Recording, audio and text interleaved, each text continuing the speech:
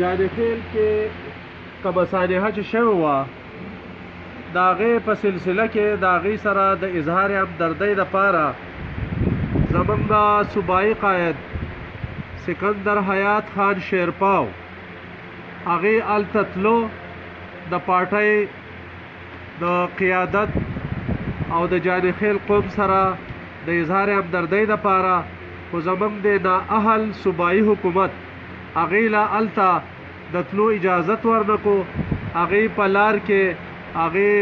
راونیول په هغې اخوا د تلو پابندي ولګوله هغو بیا هلته کې هغه یو مظاهره وکړه نو په دغه خبره باندې چې د صوبایي حکومت په دغه نااهلۍ باندې د هغې د دغه ایکټ او د دغه عمل موږ پرزور مذمت کوو تاسو ته دا منظوره ده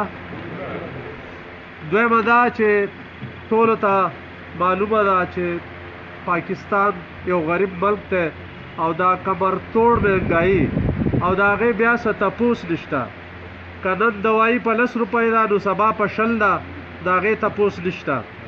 ډېره زیاته ګراني ده چې د هغې نه د پاکستان هر یو فرد چې دی هغه متاثره دی نو دا کمرتوړ مهنګایي چې دا د دې موجوده حکومت نه اهلي ده موږ د دې سټیج نه دا پرزور مطالبه کوو چې ای نااهله حکومته فوري طور ته چې دی استعفا ورکه که نه د عوامو ته یو متبادل پلیټفارم ورکه دا تاسو ته منظوره ده د دې نه وروستو